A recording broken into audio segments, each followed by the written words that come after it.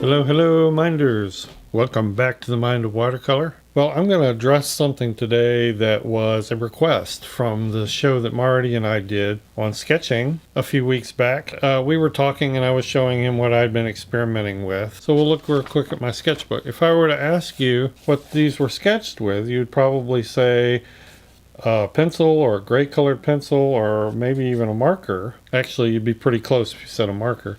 These were all done with watercolor.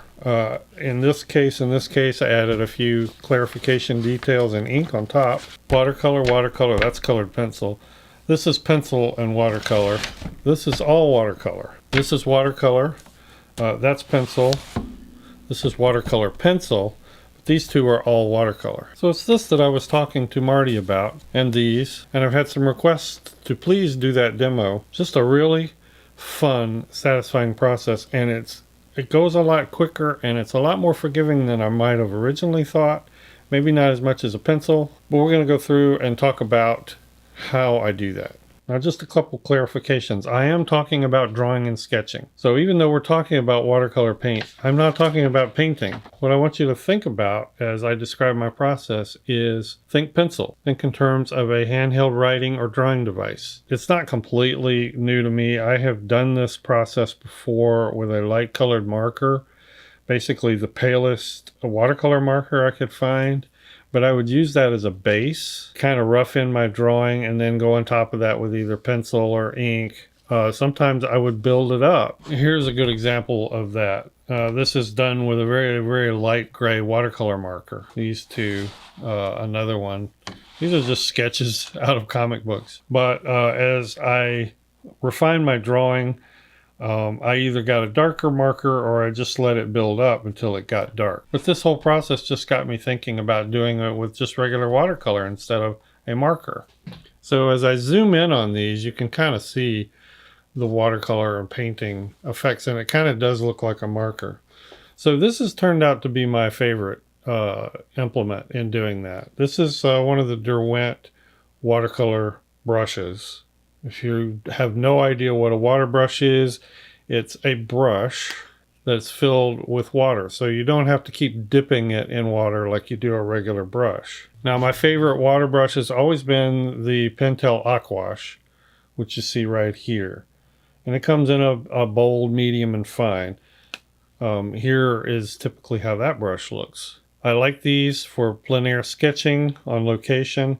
I'll even use them sometimes in the studio. I like them for activating watercolor pencil because it just saves me a step from having to go to a water bowl. But I didn't have the fine point in this set. And honestly, the fine point in the Pentel Aquash was not this fine. So again, I just started playing with the idea, how can I turn watercolor into a pencil? I mean, without using a watercolor pencil. In other words, what's the best way to draw with the watercolor medium? And so far, this brush right here has just worked wonderfully for that. Now, if you want to try this, I am recommending a extremely fine point like this. Even though the Pentel Aquash comes to a fine point, it's not as close to approximating pencil because this will hold more water and paint, basically, once you dip it into the paint. And so then you feel more like you're painting. This is a case in which I really prefer not to have much water in my brush at all. So going back to this fine point, this doesn't hold a whole lot of water. Now it has a constant feed of water from here, but you will not get a lot of wet water coming out of there unless you squeeze it. That's the point. Now component number 2 is if you have a palette that's got a lot of nice palette dirt on there, that's perfect. And the grayer the better, although you can use a color, it really doesn't matter. But I love using palette dirt for this because you're not adding any water to the process, and just the moisture in the tip of the water brush will loosen up the palette dirt. You can see if I put that in the light, you can see that I added a little water there. And unless you're just really OCD about keeping your palettes clean, almost every palette has palette dirt. And it just makes a great sketching medium. This is my Daniel Smith palette. This is a Schmincke one I use quite a bit. This one actually has gouache in it too. And hey, you can sketch with gouache in the same manner. Okay. But see, like this sort of gray-green here, palette dirt makes an excellent sketching medium. And if you have a clean palette, just make some washes on there and let them dry. So that's component number 2. It's number 1 is the fine point on a water brush and a water brush. Again, you can vary this process however you want. I'm just telling you how I do it. This just keeps me from having to dip into the bowl all the time and then come here. It saves me a step. So it more approximates the idea of a pencil. So component number 1, the fine brush. Component number 2, some palette dirt. Why palette dirt instead of coming actually into your pan and getting watercolor? Well, you can do that, but you tend to have much fainter colors and tinting here. And that's important. So let me just show you what I'm talking about. If you have a fine point water brush, you want to try this, just get out a palette. It's got some palette dirt on it and loosen up a particularly pale area. Draw something basic, draw something you're comfortable with. I'm going to draw a spear. You can see that clearly on video. It's probably barely visible. Now, this sketching process involves no erasures because obviously you can't erase. To make up for that, the forgivability is in the paleness of the color. You can see as I go over the line, it builds up and gets darker. So that's where the correctability and forgivability is. Until that point, you want to keep it really, really faint. If it's not faint enough, squeeze out a little more water. Now, I also want to make a comment. This is a plain paper sketchbook, and it's working fine for watercolor. I'm not having any problems with buckling. I mean, there may be just like a tad bit on the back side. This is actually pencil, and I got a lot of buckling here because of a spray fixative. Here, I got almost none, or here. A tad bit on the back. Now, I'm not saying you have to use sketchbook paper. In fact, you probably want to use something a little more substantial, like a multimedia paper. These would be 2 great choices. The Strathmore Visual Journal Mixed Media or the Super B Super Deluxe. I know B, I think, has been bought out by somebody. I don't know if they still make this or not, but if they do, I'll have a link for it down below. But these are heavier mixed media. So if then you did want to add paint or gouache, you could. These are not watercolor paper, so doing a really wet painting with a lot of layering is not going to do so well. But for sketching, this kind of thing would be great. However, if you just have a regular paper sketchbook and you're just going to put down some line, basically like this, maybe a little bit of shading, I'm finding it works. Again, hopefully you can see my palette. Find some pale palette dirt and start light. This is what I'm doing here. I can see, you probably can't even see it. This is very similar to the way a lot of illustrators will build drawings and sketches from blue pencil or red pencil, and then come on top of it with a darker medium, like a darker pencil or ink even. I mean, and you can be pretty sketchy with your lines, and as you find your final line, you darken it up. But as you try this technique and practice it, think linearly. Don't think in terms of paint and washes. It's very tempting to go in and just want to paint, but do it in line as if you were using a pencil. This is what I have found to be really fun and just really has a lot of possibilities for sketching. And it has some dynamics to it, some feel to it that you just don't get with a pencil, I found. Again, the correctability comes with the buildup. As you see where you want your lines to be, you darken it. Now, most water brushes, while they give you a constant feed of moisture, you can dry them out to a degree. In other words, if I'm getting too much water, I just dab it onto a rag, and temporarily it'll be drier than it was. Now, it allows me to pick up some paint, which I'm going to get this a little darker, which is more of a line. You can go as dark on your initial strokes as you want, but again, you're not taking advantage of that correctability, that forgivability. So I keep my initial strokes very, very light. And while I may put in some slight washes, I try to keep it very linear. And as I become sure of my line and where I want placement of things, placement of the details, then I'll darken it up. Now, you may have to stop and let it dry, especially on paper like this. You can go to a very, very light color too to add even more paleness. It can be so pale that you barely see it. So if I'm sketching a human being or a human face, I could actually go in, for instance, with my construction lines. I can put in my center line. A lot of that is barely visible.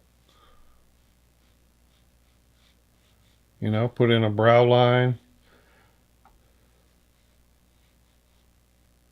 Indicate where the eyes are, the nose, the mouth.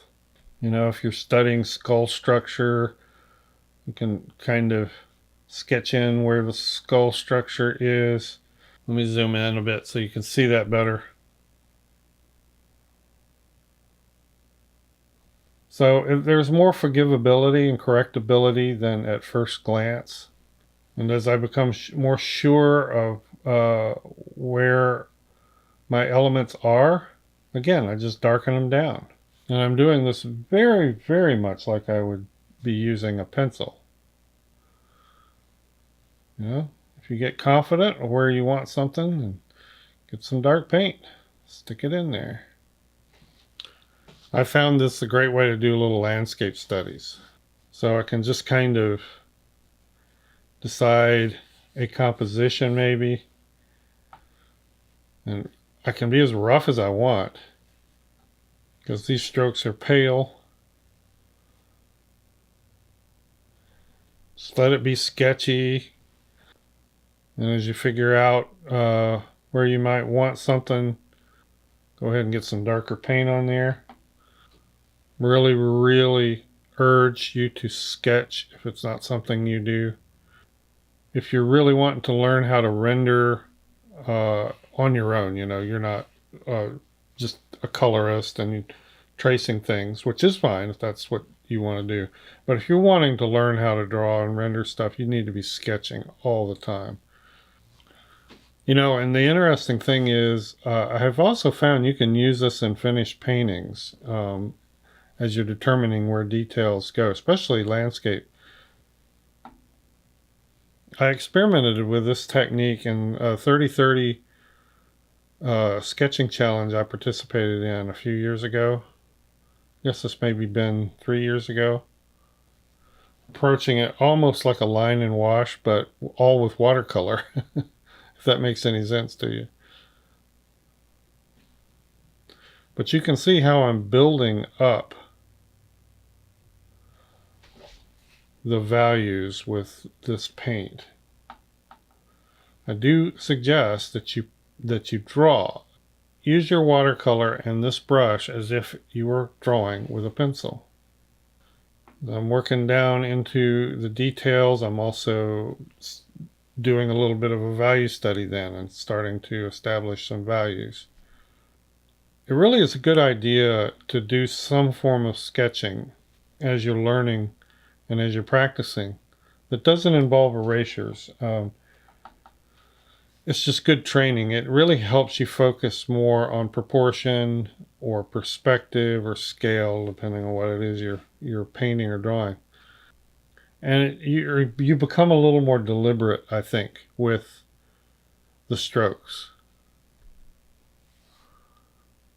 You can do this with pencil too, where you're building it up and you're not really erasing, or you're doing it quickly. Obviously, pencil, of course, is the most common way of doing this sort of thing. But when you're using something like watercolor or even ink, it gives you a different focus, I think, as you're putting in your structure. And the added benefit, I think, with watercolor is that you can build it up, and it has a degree of forgivability, correctability. Meld those values together, determine how I want to simplify the scene.